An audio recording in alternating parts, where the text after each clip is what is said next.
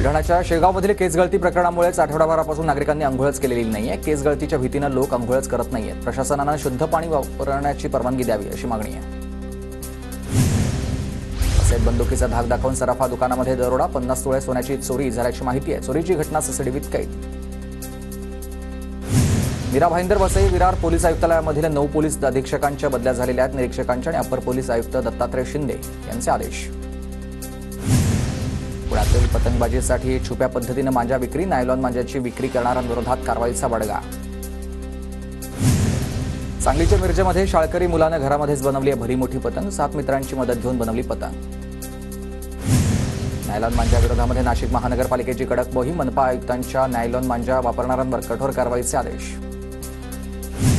नाशिक जिल्हा विकास आराखड्यामध्ये 141 कोटींची कपात, जिल्ह्यामधील विकास कामांना ब्रेक लागण्याची शक्यता आहे। घोडबंदर मार्गावरील वाहतूक कोंडी कमी करण्यासाठी वसई खाडीवरील 2 पुलांना मंजुरी व गायमुख ते पायगाव आणि कासारवाडी ते खाबरवाडीपर्यंत पूल असेल। चाळीसगावच्या ठिकाणी डोळ्याच्या धर्मार्थ दवाखान्याची दयनीय अवस्था झालेली आहे। काही दिवसांपासून दवाखाना बंद असल्यानंच गोरगरीब नेत्र रुग्ण सेवेपासून वंचित आहेत।